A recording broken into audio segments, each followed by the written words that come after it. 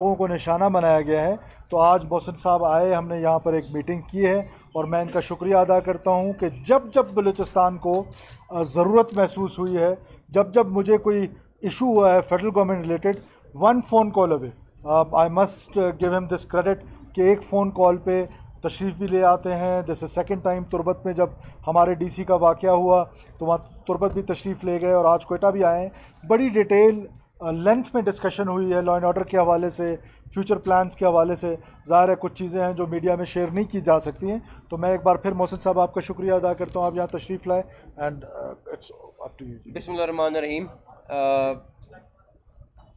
मेरा आने का मकसद यहाँ पे ये था कि आप लोगों को और बलूचिस्तान की आवाम को ये पता हो कि federal interior minister CM Balochistan की बैक पे खड़े हुए हैं। जो ये फ़ैसला करेंगे, जो ये डिसीजन करेंगे, हम लोग इनकी सपोर्ट करेंगे। आज कैबिनेट मीटिंग थी, प्राइम मिनिस्टर ने कहा नहीं कैबिनेट मीटिंग छोड़ दें, आप फौरी तौर पे जाएं।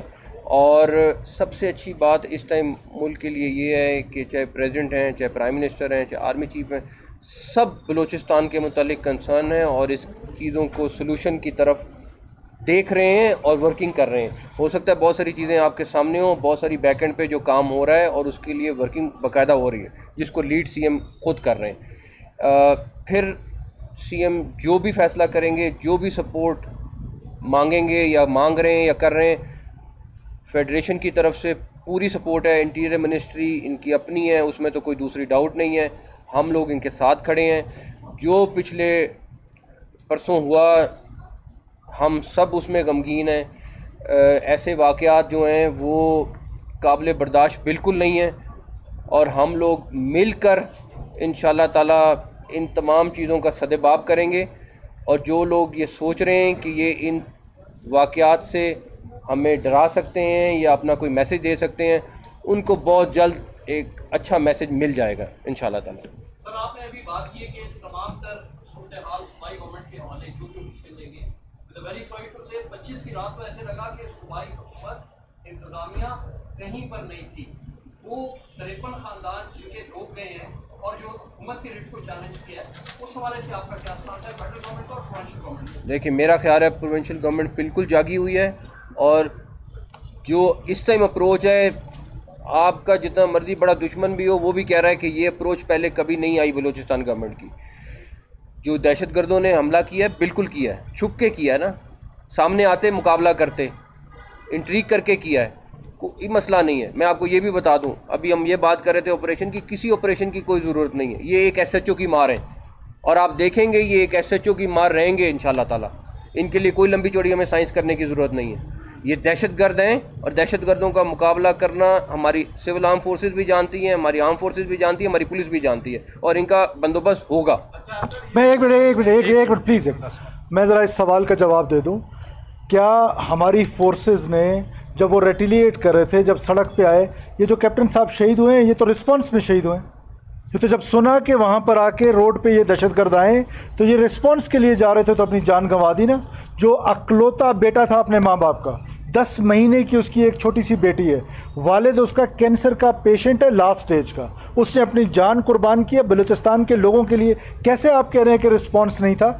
वो 53 फैमिलियाँ हमारी फैमिलीज़ हैं, हम उनके साथ हैं। मैंने आपसे कहा कि जैसे कल भी 4000 किलोमीटर हमारी सड़कें हैं, उसमें से वो किसी 1 इंच को ढूंढते हैं। हमारी सोसाइटी के अंदर रह रहे हैं, हमारी सोसाइटी के अंदर आके सिक्योरिटी फोर्सेस ग्रे में ऑपरेट कर रही हैं। कैसे पता चलेगा कि ये जो बंदा आ रहा है ये सड़क की रेकी करने आ रहा है या ट्रैवलर है? जब हम उनको रोकते हैं तब भी आपको इश्यूज शुरू हो जाते हैं। तो वो रेकी करते हैं, हमारी सबसे वीक जगह देखते हैं, वहाँ आकर आधे घंटे के लिए आते हैं, सॉफ्टेस्ट टारगेट को ढूंढते हैं, बसों से मुसाफिरों को उतारते हैं और उतार के ले जाके 100 मीटर पे मार के भाग जाते हैं। तो उस रिस्पांस मैकेनिज्म है। आज जिस वक्त मैं और आप बात करें, इस वक्त भी उनका पीछा किया जा रहा है। तो रिस्पांस इज देयर। सूबाई हुकूमत हो, फेडरल हुकूमत हो, हमारी सिक्योरिटी फोर्सेस हैं, we will go against them at any cost and every cost. ये बताएं, जो आप बातें कर रहे हैं पहले सुन चुके हैं, जब के दहशतगर्द है या जो भी है वो नए तरीकों से सामने आ रहे हैं, इनको कंट्रोल क्यों नहीं किया जा रहा है? ऐसे वाक़यात पहले भी हो चुके और अगस्त के महीने में सबको पता है कि बलूचिस्तान में ऐसे वाक़यात हो चुके हैं पहले भी, और होने के चांसेस भी थे, लेकिन उसके बावजूद जो है इनके ये कोई भी ऐसा प्लान नहीं बनाया गया। हुआ के पूरे बलूचिस्तान को उन्होंने यरगमान बनाया और आप कह रहे हैं फेक SHO की मार है, ये तो ऐसा लग रहा है कि डेथ सीरीज बयान है। फैसले क्या हुए बलूचिस्तान में, अभी आप लोग नीचे के क्या फैसले कर रहे हैं? प्रेशर तो पहले से भी जारी है, मजीद कैसे क्या नए तरीके से? मैं आपको सिर्फ ये बताना चाहता हूँ, मैं जो SHO वाली बात भी मैं कर रहा हूँ वो भी क्लेरिफाई कर दूँ। ये मैं आपको एज एन एग्जांपल दे रहा हूँ, कोई वो नहीं कि SHO खाली ऑपरेशन करेगा। महावरतन मैंने आपको ये बात की है। दूसरी बात ये है कि सबसे इम्पॉर्टेंट ये है कि वो क्या करते हैं, जो CM साहब ने अभी बोला, वो एक आधा किलोमीटर पिक कर लेंगे, आएंगे चुप करके हमला करेंगे और भाग जाएंगे।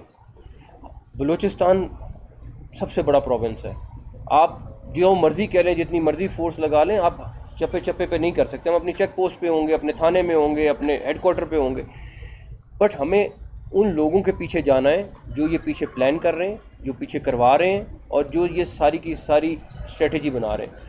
आप अगले आने वाले दिनों में देखेंगे इंशाल्लाह ताला उन सब का बंदोबस्त होगा। थैंक यू, इंशाल्लाह। थैंक यू, बहुत शुक्रिया।